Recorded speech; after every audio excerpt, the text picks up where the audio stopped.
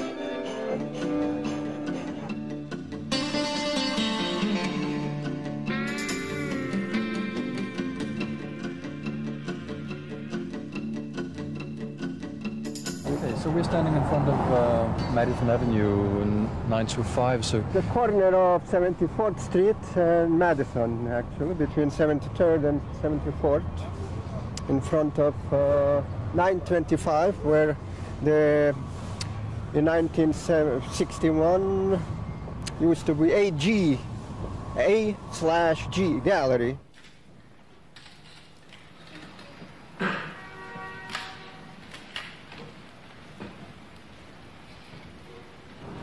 In any case, it was on the second floor there. The stairs, the entrance used to be there. And some of the events used to take place also on the stairs. I remember one of the last events was nobody could really climb up into the second floor because George kept pouring down little balls. I don't remember what they were made from, but like the balls, and it was very difficult to climb up.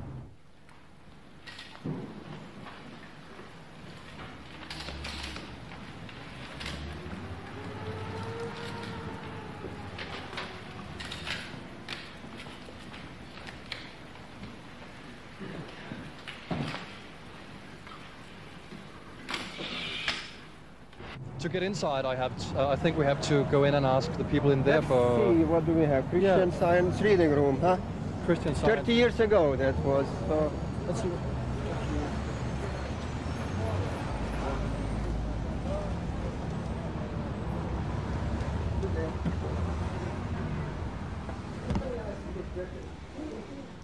Who lives now, or what is on the second floor above this?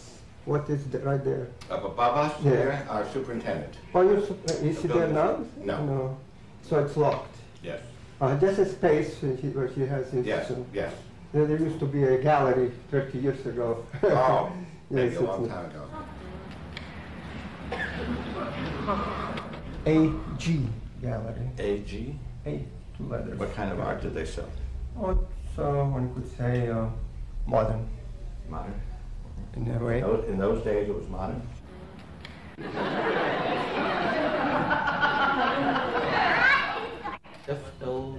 Fluxus. Yeah. No, Fluxus. I've never heard of it, and I'm an artist. Yeah. I never heard of Fluxus. And how would you describe Fluxus?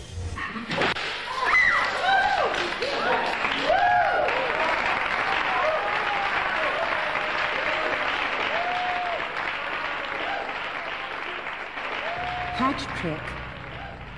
Find an object near at hand, keep it under your hat all day. These are the archives, some of the documents and original documents and photographs and documentation of events and so on in the Silverman collection. And we have them arranged by events and boxes. Here, in this box, these are films that Ben Vautier had put together of some of the early Fluxus performances in Nice, and he had sent them to Maciunas. Here it's addressed to George Maciunas in Great Barrington, and it's a compilation of the very earliest Fluxus performances.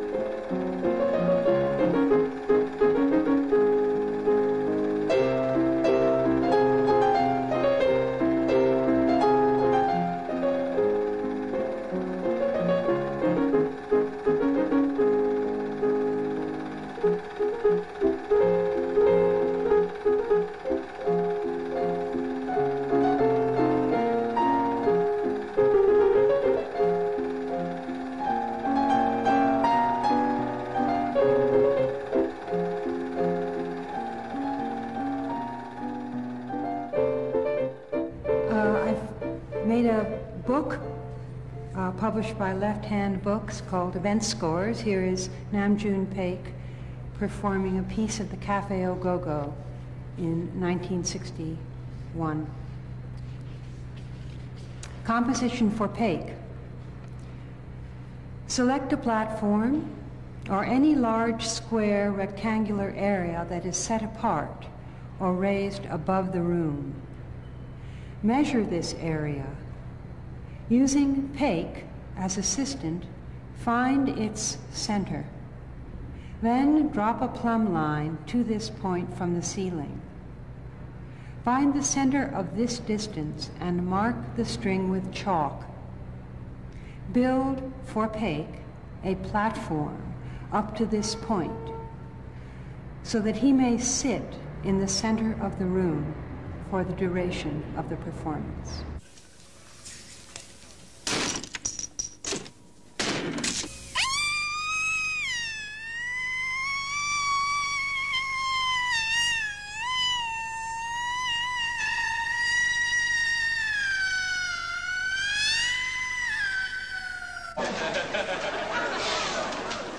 In Europe in that time, it's the beginning of the 60s, you can say, there was a sense that the institutions were very narrow-minded. Theater was theater, music was music, art was art, and art belonged automatically in the museum, and music belonged automatically in the concert hall, etc., etc. And I was doing things that didn't belong in neither of them. You know, if I went to a museum, said there's too much music, and if the music said no, there's too much theater, and the theater said there's too much art, so it didn't fit any of those territories, but there was nothing in between. So there was a sense in Europe, you can say, among artists that the presentational form was too much decided by the institutions.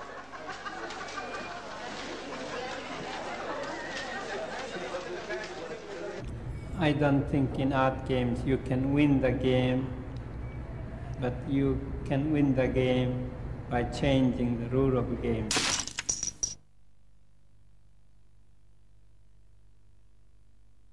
My name is Dick Higgins, and I live in the Hudson Valley, 165 kilometers north of New York City, in an old church. And in the 1950s, I began as a composer. I found myself composing my music with words, which turned me into a poet. And I found myself making notations for my poetry, which got me into visual art. I also studied printing. And so pretty soon I was working with all the arts, and I kept waiting for the day when I would do only one art and focus on being just one thing. It never came, so I gave up and called the fusions of things which I was doing intermediate. Then I found that other people had the same problem, and so I wasn't alone, and that's how I got to be a Fluxus artist. 1, 2, 3, 4. My name is Erik Andersen. I was born in London or Copenhagen around 42, 43. My name is Emmett Williams, and I was born in South Carolina in 1925, and I lived in Europe most of my life, and I'm a poet, printmaker, performer, and something else that begins with a P. Oh yes, painter. And that's it. Okay. So my name is Ben Patterson, and I'm, I guess, an American Fluxus artist and a Fluxus artist. Been around the game and the gang for since the beginning, 1962 at least, and before that. I'm Philip Corner. I'm a musician. I always thought of myself as a musician, composer specifically. My instrument is the piano in terms of training, but I've been involved with all sorts of other sounds, from metal, gongs, to my own body sound, natural noises, and various things that you don't have to go to school to learn. Ben Vautier, feeling old, 54 years old. I wonder if I'm repeating myself. My father's Swiss, my mother's Irish, and I'm around in Venice for glory, always. I should give it up, but I can't. My name is Henry Flint. I think of myself mainly as a philosopher working in foundations of science, but as an artist, I'm known as the originator of concept art. I'm Ken Friedman. I'm an artist and designer. I live in Oslo, Norway, and in New York. I've never been a Fluxus artist, and I deeply object to being classified with the Fluxus artists. Nevertheless, my name is Jackson McLowe. I'm a writer of poems, plays, prose work, and other kinds of writing. I'm a composer, and I'm a visual artist. My name is Yoko Ono, and other than that, I don't know anything about myself. I think that maybe I exist in the future, and so let's see what happens.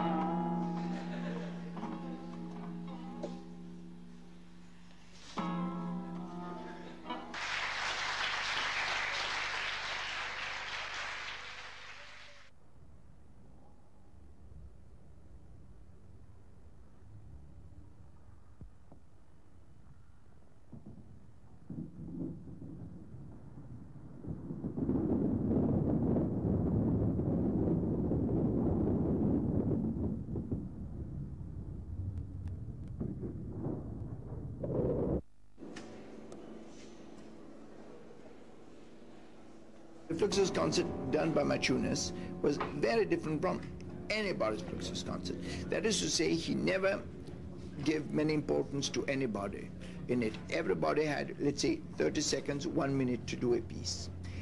He would do a concert with 30 pieces. The curtain comes in, we are seating, we're all four, piece by George Brecht. Then comes in someone with a tuba, bows, and the balls, and the tuba is full of balls, and they roll down. That is a piece by Robert Watts. But now Robert Watts would have liked that piece to be longer. He would say, no, only that shock, 30-second shock, stop. So the only one who really invented the Fluxus concert is Machunas. And George Brecht accepted the idea, because George Brecht's events wanted to be very small. For instance, one of the most beautiful events by George Brecht, he comes to the piano, he puts his hands on the piano, the place goes dark. In the dark, George Brecht moves away, the lights come, the piano's all alone. Nothing else. And puff, you have the shock. 1 minute, you have a beautiful piece. Then George Brecht comes later on, we do another piece, and puts flowers in the piano. Puff, fantastic.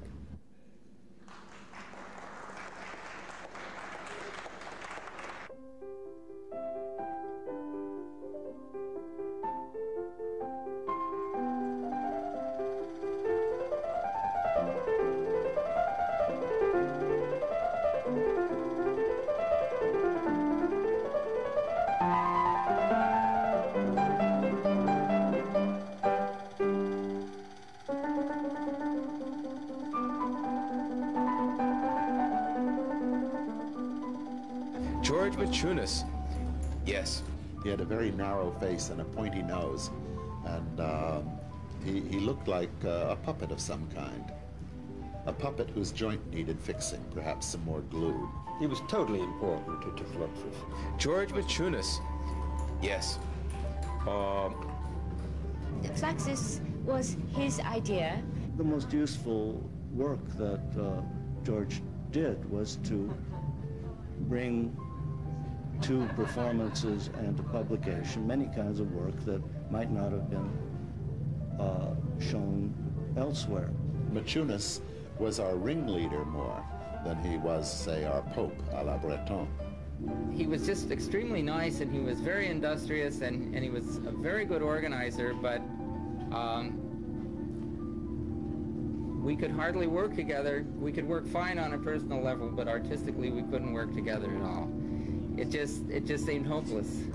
A very blunt, forceful, aggressive ideologist and organizer for Fluxus. Not a good leader. There's a difference. George was a great organizer and a fine administrator. To be a leader, you have to be able to work with people, to accept their peculiarities, to make a space for them to contribute in their own way. And in the early days, George was not so tolerant and couldn't do that.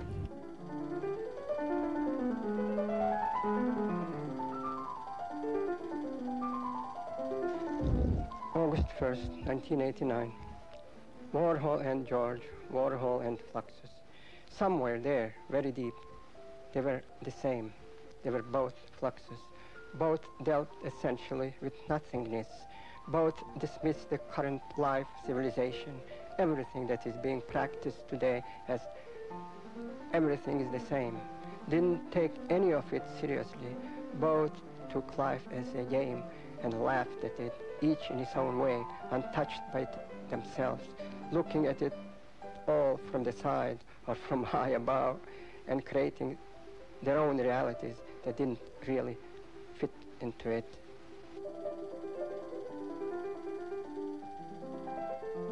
George was a force in our lives, yes.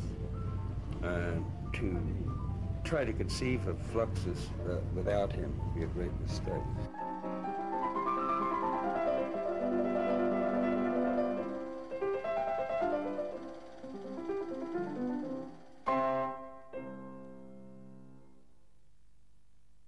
By 1959, it becomes suddenly very active, mainly because John Cage opens up a school and has all those people coming to his school. Also, the so-called novel realists in France become very active. Plus, Ben Vautier becomes very active. So 1959 is very influential year. We have Namjoon Paik doing first piece. We have Estelle doing first piece. Alan Caprow doing first happenings. We have first poster stamps of Bob Watts. A lot of card music that is written on cards, like of George Brecht, and first solo concept art of Henry Flint. Then that goes on through 1960, and Fluxus comes in 1961.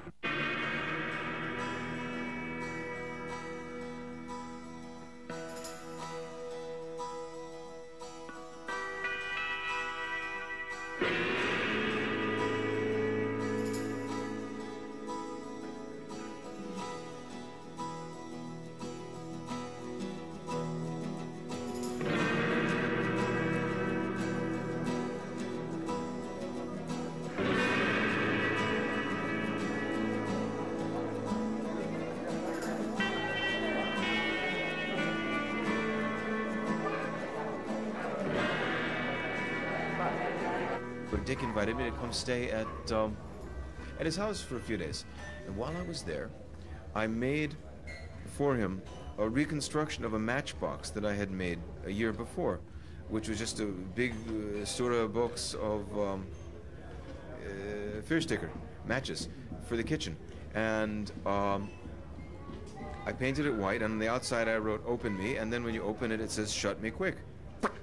And he looked at it and said, "This is a real Fluxus thing. You should take it to George Maciunas." Well, I didn't really know who George was, but Dick had shown me the Fluxus thing, so I said, "Great," because it interested me to meet the guy who was doing this. So I went to see him, and he looked at it. I remember I walked up 5 flights of stairs to his apartment. The apartment belongs to Henry Flint now. And knocked on the door, all these no smoking signs over the door, and the door opens, and this little guy with funny round glasses looks out, and he says, "Who are you?" And I said, "I'm Ken Friedman." And he says, "Yes, come in, come in." And we sat down in his kitchen. One room off to one side I could see was filled with shelves with boxes and little widgets and gadgets and funny things. And the other room had white, straw-colored tatami rice mat on the floor with funny objects where he could touch a thing, and a tool he wanted would float into where he could grab it. And in the kitchen, linoleum floor, black table, simple black chairs, and a refrigerator painted bright orange. And he said, "Would you like some orange juice?" I said, "Yes." He opened the refrigerator, and from the floor of the refrigerator up to the ice chest level, filled with oranges, and then 4-gallon jars of fresh orange juice, half-gallon jars of fresh orange juice on each side of the little ice chest.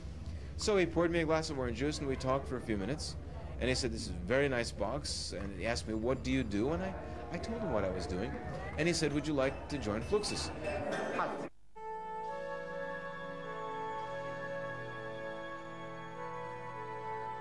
This actually is probably, well, it's, I guess, the last known chart of Maciunas's, where he's trying to establish or trace the development of Fluxus in relation to other avant-garde activities during the time of Fluxus, and also explaining where Fluxus comes from. But it's kind of funny. He starts out with church procession, fantastic art, Versailles, super multimedia spectacles. Then he goes into Walt Disney spectacles, and that kind of ends. Then Roman circuses, medieval fairs, international expositions, world fairs, and that goes down into individualism, he says, which is Pollack, Georges Mathieu, Goutai, and then into Pike, Bastel, and things like that.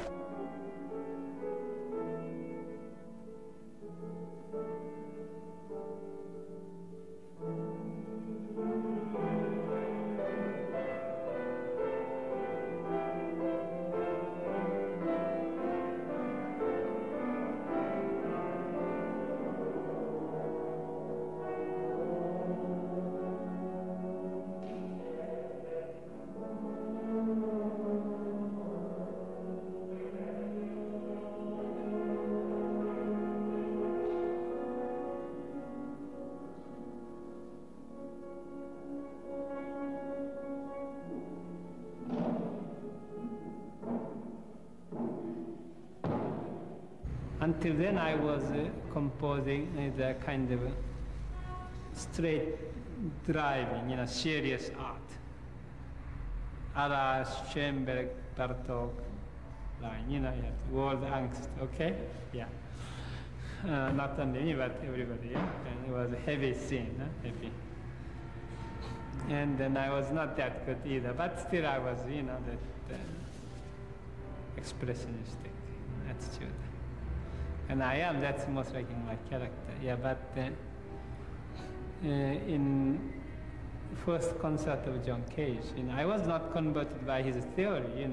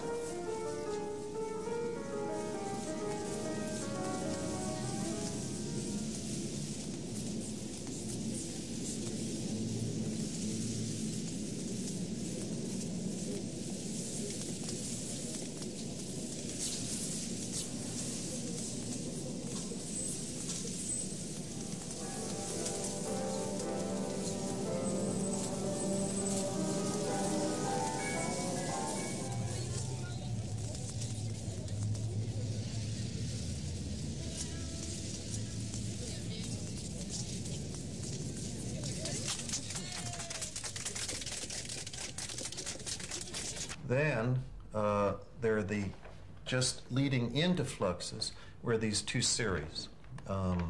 One which was at Yoko Ono's loft, which was a series of new music event-like works that Lamont Young had organized with Yoko.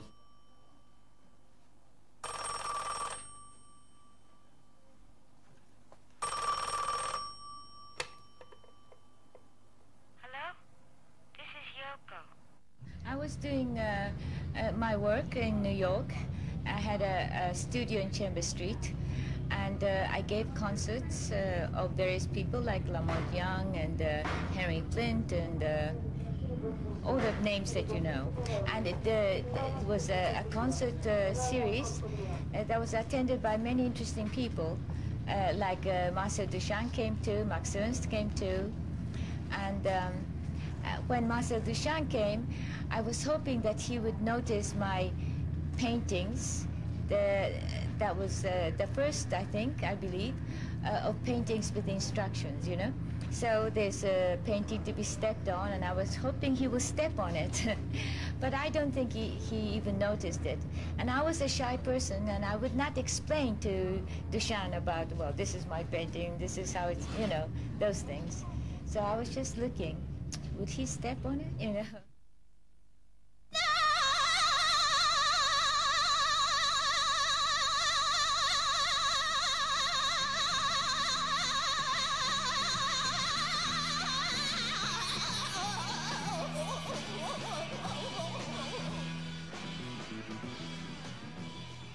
So George found out, and he came to this concert, one of the concerts in Chambers Street Loft, and he decided it's a good idea, and he got a place in the Midtown, in Madison Avenue, and he brought all these artists who did concerts in my loft, and started to do a concert in his gallery.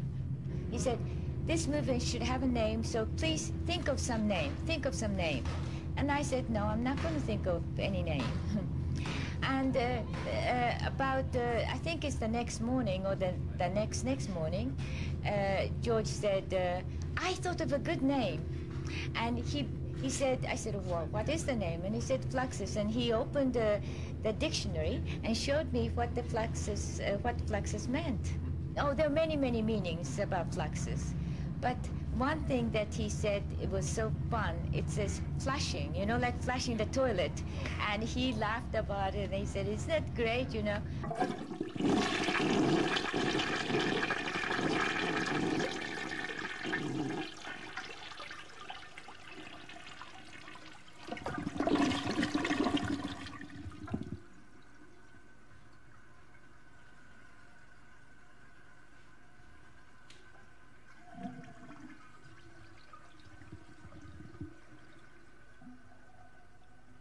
But I was still not sure that all these artists doing work should be considered like a one movement and have a name.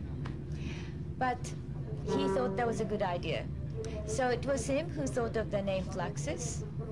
And so that's how Fluxus started.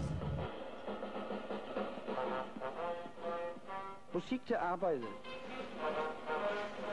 Nu.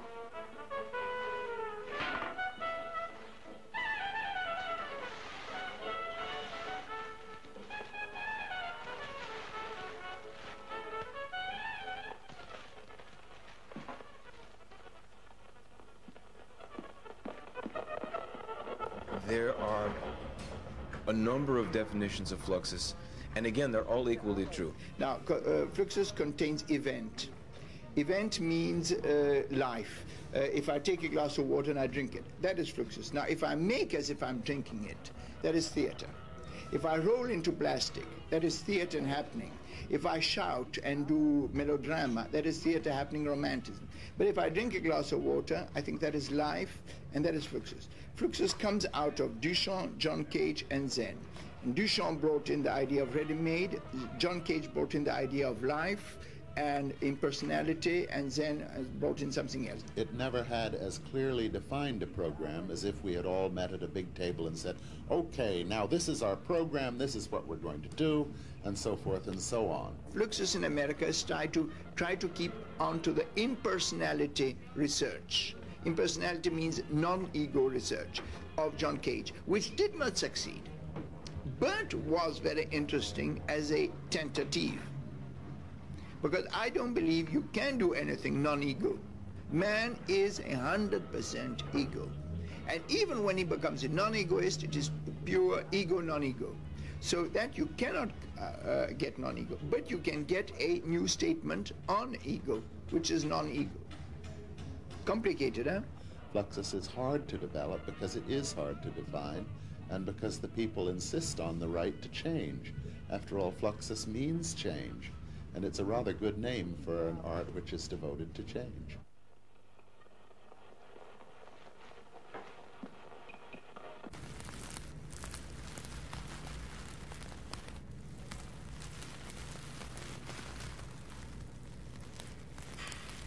Hold the magnolia seed pod upright in one hand. Examine by scratching the patterned stem.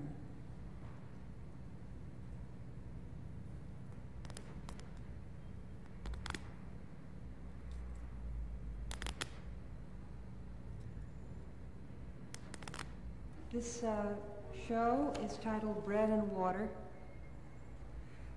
and it's titled that because one day I turned over some homemade bread and I found that it resembled the rivers of the world. This seems a little bit like the Irish Sea.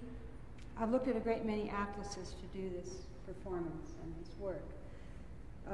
And then I collected a table of objects, which I usually do and have for the last 3 of my exhibitions.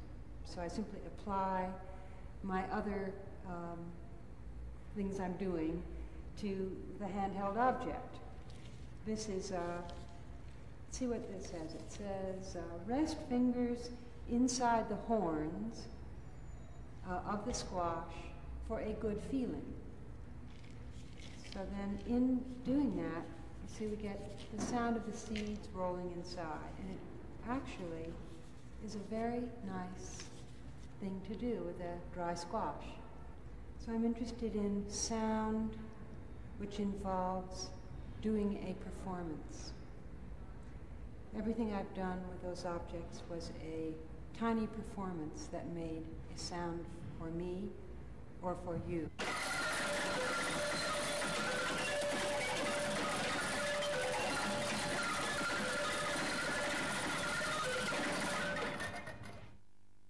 A lot of Fluxus is gag-like. That's part of the humor. It's like a gag. In fact, I wouldn't put it in any higher class than a gag. Maybe a good gag. Really? Yeah. You don't consider Fluxus art? Art form, no. I think it's a good inventive gag.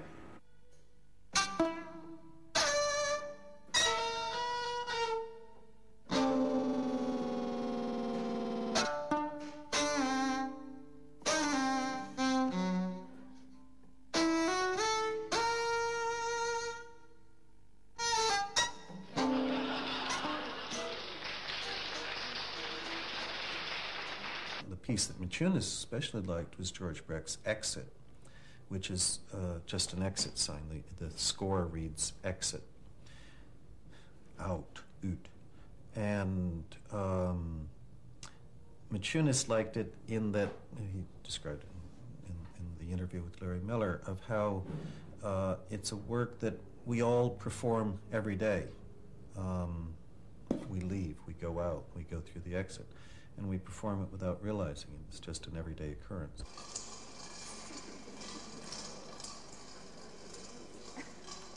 We are trying to do non-art, but non-art cannot exist because it is art.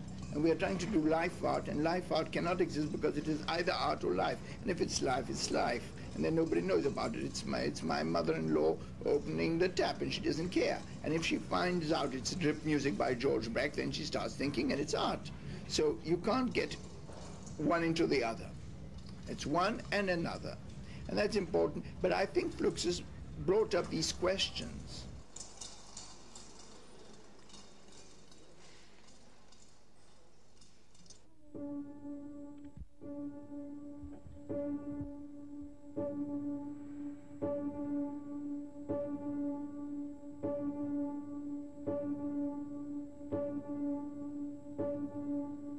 In the end of '59 and finished in January 1960, I composed Poem for Chairs, Tables, and Benches, etc., which is a work that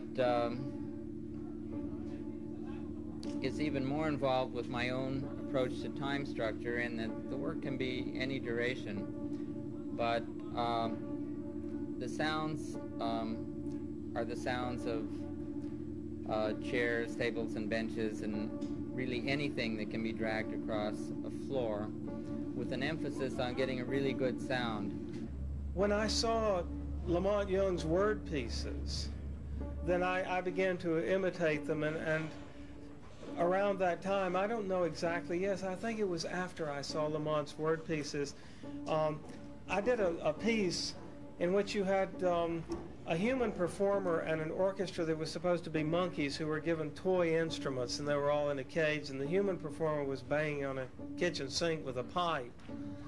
And Lamont knew of that piece, and that's when he wanted to do a piece with many repetitions, and so he called it 566 for Henry Flynn, because of my piece, because of banging the sink with a pipe. I did the piece in April 1960, and it grew out of an improvisation that I was doing with the Ann Halpern Dance Company in California. Later, I titled it, and the correct title is Arabic numeral, any integer, to Henry Flint. Then, when you put it on a program, you determine the number of strokes that you're going to do.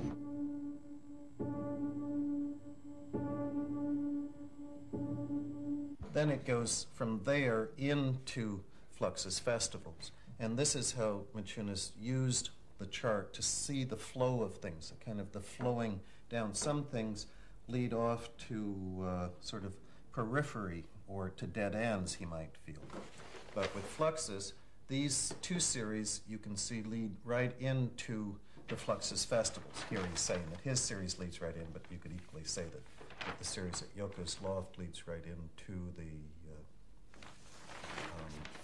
Fluxus festivals, which, as you've probably already discussed, started in Wuppertal in '62 and then went on to Dusseldorf, Paris, Wiesbaden, Copenhagen, and so on. George Maciunas was sort of trying to get involved in the avant-garde in New York in early 1961. And he had an art gallery on Madison Avenue. And he met Lamont Young and Jackson McLough, and he was doing series of evenings in his art gallery on Madison Avenue. And there was a series that was Lamont Young and Jackson McLough chose the people who were in the series. They produced it. I guess that's what you would say. They were the producers. At the time that George Maciunas met me, he was a very nice person, you know, and he was very helpful to me when I was starving. He would give me food. George didn't know anything about what was going on in art or music or anything. He just had totally conventional ideas. Then he had to leave for Europe, and the anthology. I mean, you know, here we have Jackson McLough standing right here.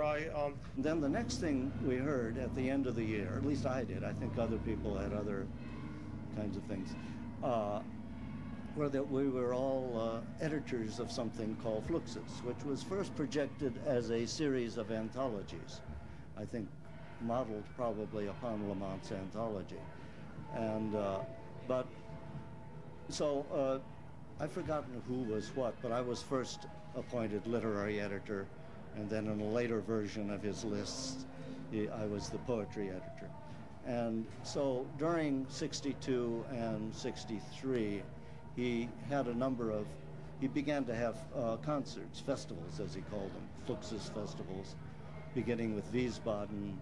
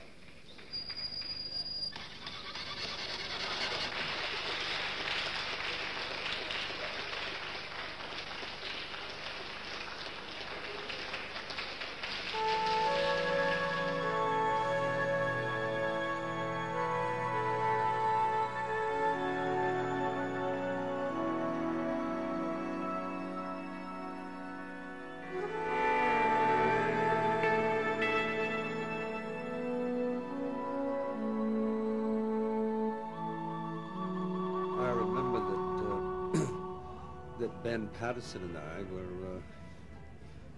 were doing a piece of his, I forget the title now, but it involved a ladder, and on this ladder there were steaming tea kettles, and on the spouts to the tea kettles there were balloons which were swelling up, and we had started practicing dart throwing in connection with a piece by a Japanese composer Ishiyanagi, and we would throw the darts into the backboard of a piano, and the sound was startling. But in this particular piece, we would wait until the balloons expanded, and then we would pop the balloons, and there would be a pop, you know. And there were some very provocative, slow performances. Not all Fluxus pieces are short. Some of them are very, very provocative in terms of time. I would say Fluxus is often, at least the early Fluxus, very focused on time. Sometimes the pieces are extremely short and sometimes extremely long. And at the Copenhagen Fluxus, both kinds were represented. I remember one long section where Emmett Williams and Eric Anderson were on the stage, each waiting for the other to move. Nobody moved, and after about 45 minutes, mysteriously the performance ended. But of course, theoretically, it could have gone on till now. I found myself, with the second performance of Make a Salad, confronted with all these angry Danes. Especially angry was the head of the music school, who had actually funded the vegetables for the salad, probably thinking I was going to make something in a little bowl. And instead, I prepared salad for hundreds of people. I found the Copenhagen audience pretty nice after, say, what happened in Wiesbaden, where people hated us and put signs up, you know, they went over our posters and would send them to the nut house, you know, and they really were hostile. Of course, a piece like that is hard for any audience at that time, because to consider making the salad to be a work of art is simply not a perception that most people are ready for.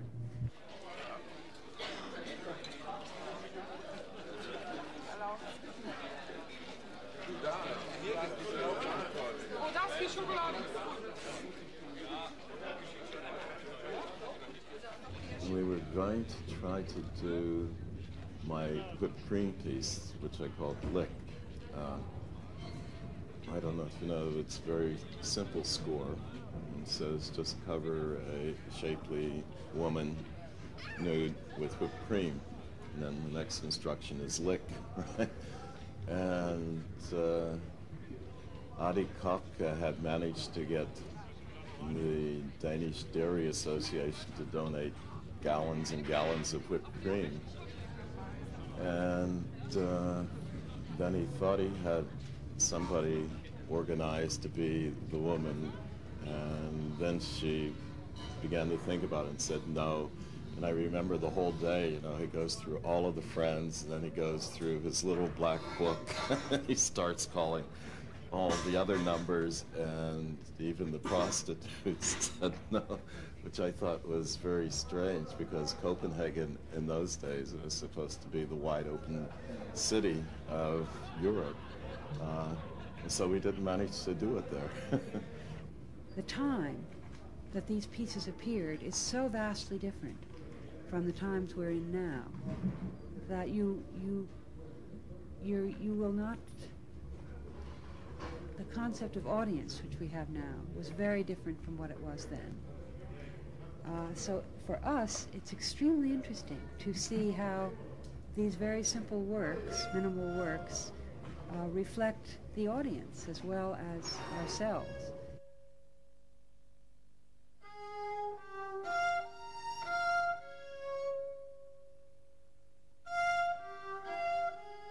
This is 80 Worcester Street, where in 1967 George established the first cooperative, which was the beginning of Soho.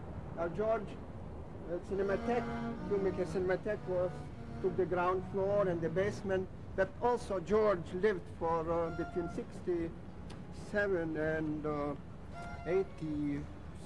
77 practically. For 10 years he lived in the basement here also. Did all his work. This was the Fluxus. This tree that you're seeing, that tree there, George planted them. They were tiny, tiny little trees, but they grew up, as you can see. And the police and the city people came in the morning and they said, oh, it's forbidden to have trees on this street. It's industrial street. And George said, if you don't like them, you uproot them yourself. I'm not going to do. You uproot it yourself. And they went and they never came back. And the trees are here.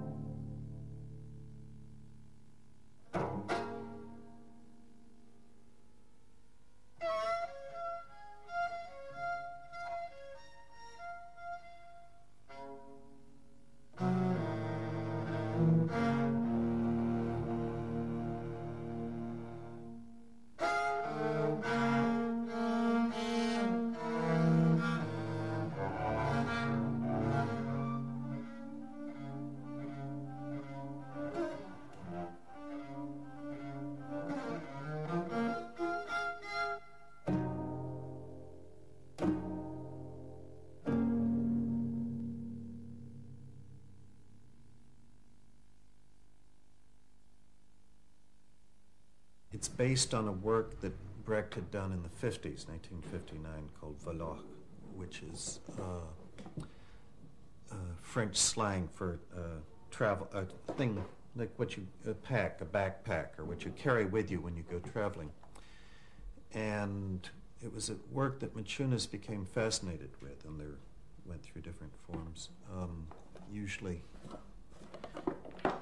after the initial ones came in an antique box, and it, in a metaphoric sense, is perhaps what you would travel with to another world, either to a world of your childhood or a world after death.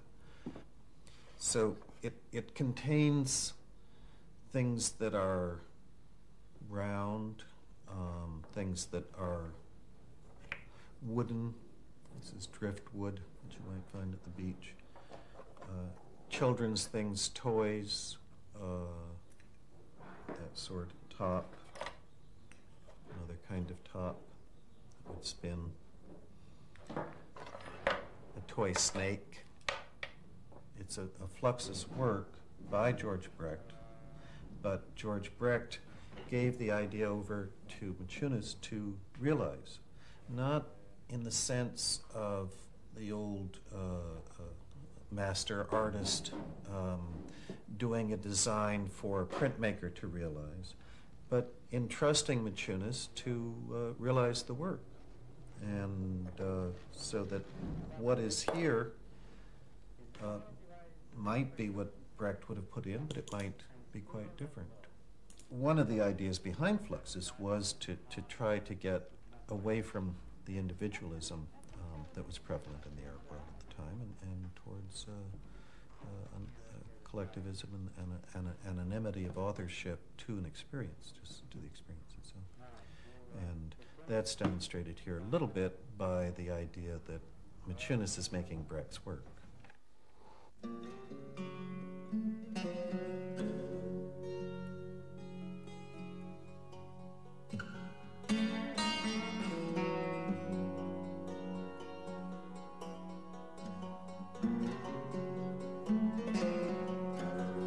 I don't consider it an art form. There's no aim to it, there's no purpose, it doesn't have a function, it's not convincing anybody, it's not trying to gain ground, it's not trying to become a success or to change the world. It just takes place. Total chaos, total order, total disorder, total freedom, random, everything can happen, and you know, and the other extreme.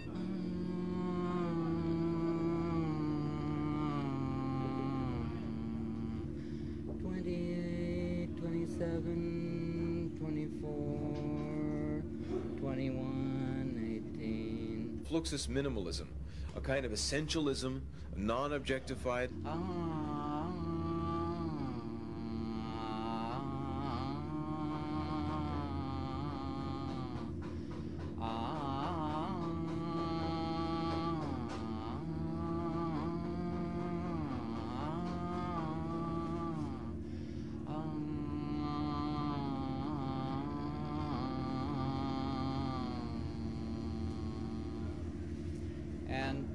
If you go to a museum, you have seen it all before, huh? Isn't it? I mean, any museum, and I don't go to museums much, but any museum I enter, I see the same shit everywhere. It's like as if I go into McDonald's. I know exactly what I'm going to get. We had all of this painting would disappear, and ballet would disappear, and so forth and so on. But it was kind of an attempt to combine the, you know, this is almost like, this is your life, you know, and now Ben is walking up just as I'm about to mention you. Fluxus contains attitude. That is to say, we don't only produce objects, like bronzes or Armands or New Realism or pop art produces objects. We have an attitude towards art. Hello, Eric. We have an attitude towards art, and that attitude is in, let's say, I decide on not being an artist, or suiciding, or drinking, or not even drinking, or we look at art and then we try to change our mind towards it.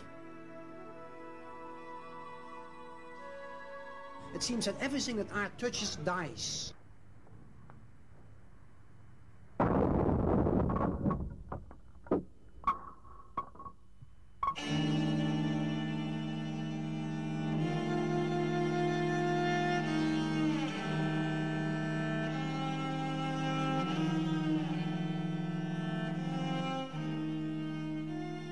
February 11, 1978.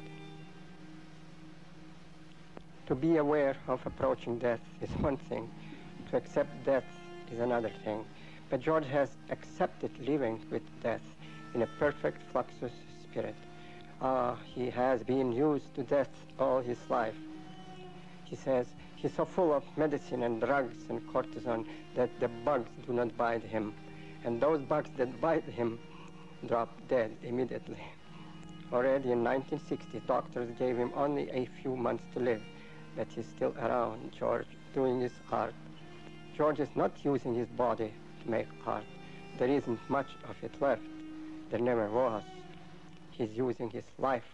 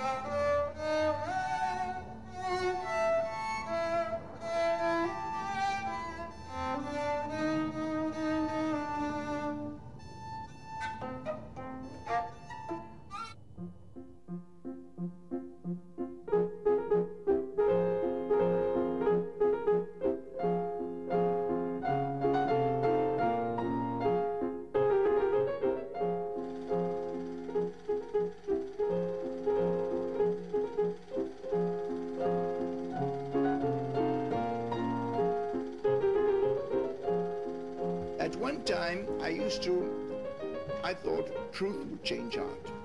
See, I said now art is a big lie somewhere, because if you take any painting and you scratch behind it, you find ego. So I thought that just behind any painting we can put, please look at me. So why should I draw like Rembrandt or Giotto or Botticelli? I just write what they really want to say, please look at me. I have done this, please look at me. So I thought my way of painting would be to tell the truth on a painting. So I can write, for instance, please look at me, or just this painting is 5 meters long or 2 meters. That could be one kind of truth compared, you see.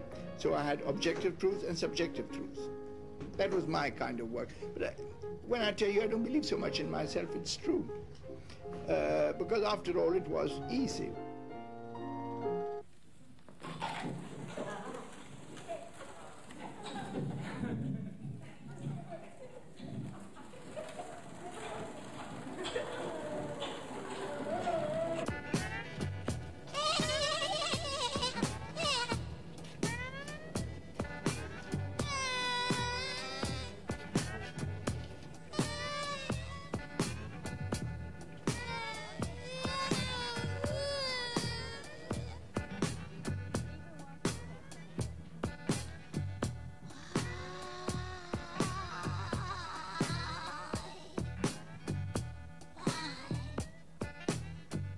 I don't consider myself as an artist that strives in one profession or one field.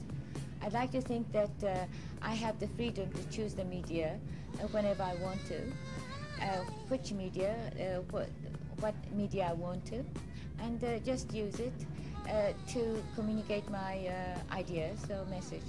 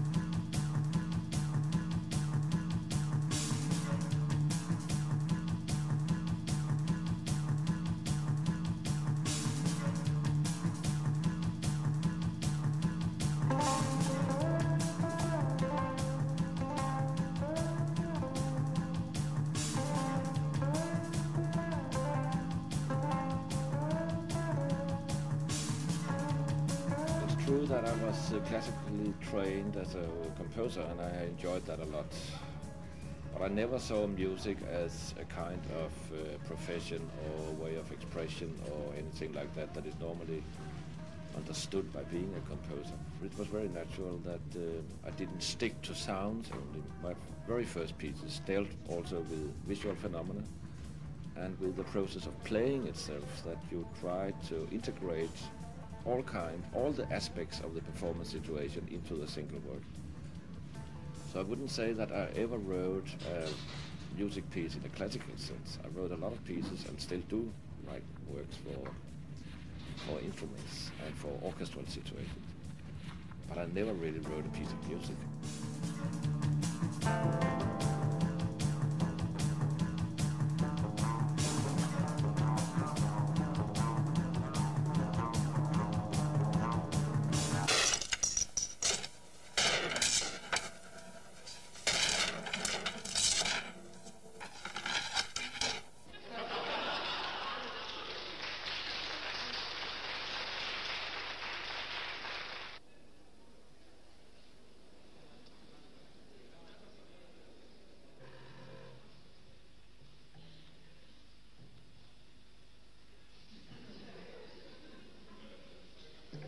The piano activities itself was actually not designed to destroy a piano with. That, for instance, was not the original intention. As a matter of fact, I was quite shocked when I heard about it. It gave me a lot of pause to think about it. It was definitely a kinetic piece. The idea was that there were roles, which were verbally defined, which was a way of limiting the activity.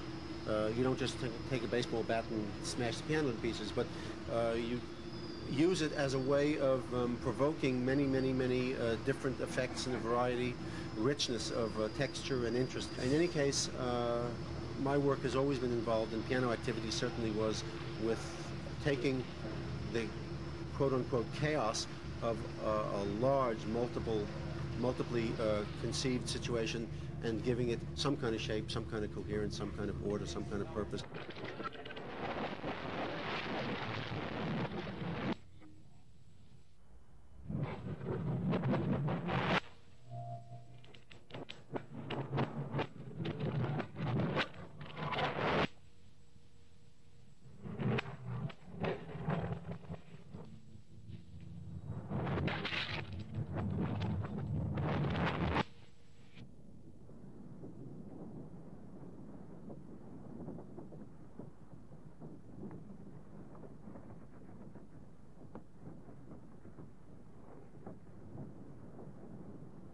The greatest experience in music is making it yourself. When you're in the audience and hearing it, you only get maybe 50% of the total experience, because there's a lot of it which is just in the kinetic, physical thing of, you know, striking the piano or playing the thing and keeping the time going in your head. All of that is very fulfilling experience. So the attempt was to somehow or other make a piece or work or a whole opus of work which anyone could be a performer and work with the thing without having to go to music school for 30 years, you know, and start at the age of 6 or something like that. So that piece was a paper piece, and I was looking for an instrument or something or other that anybody could play, and then suddenly it was paper, right? And so with paper you can tear it or shake it or crumple it or rumple it or bumple and blow up paper bags and squash them, and for better or for worse, it became one of the classic Fluxus pieces, which was performed at all the concerts around the world. I heard of later that there was a performance for Japanese television that lasted 6 hours, which I thought was very nice. But that piece really did, in a way, everything that I wanted to do. And it's almost been an anticlimax since then.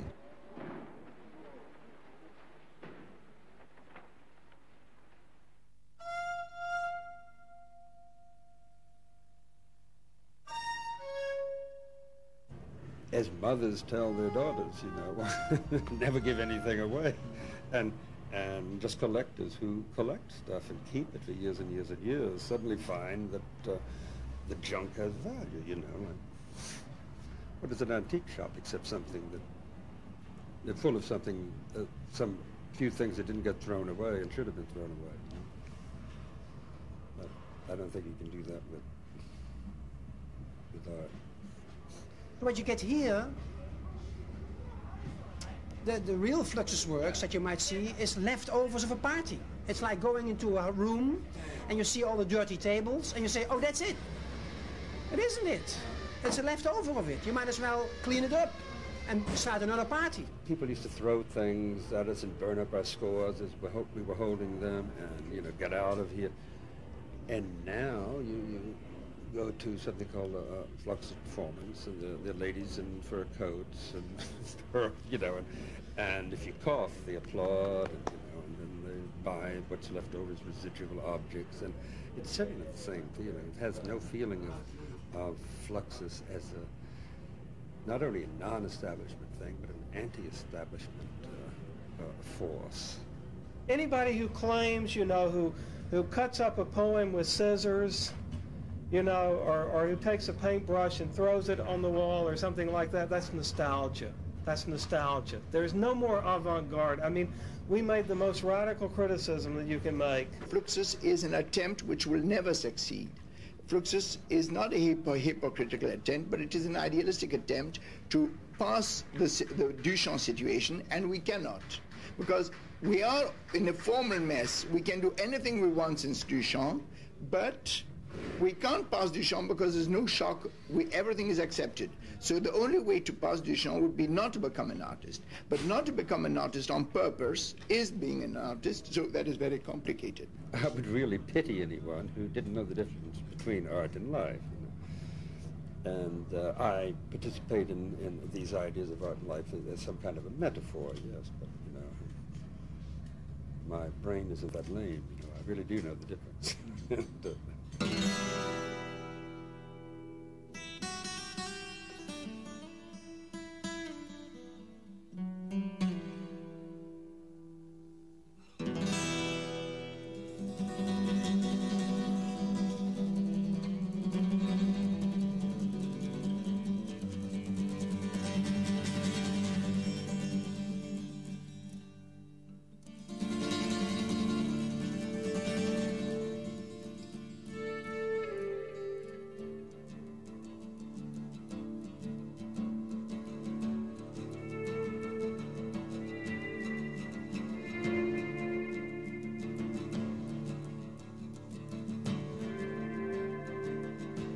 True what some people say, that Fluxus starts tomorrow?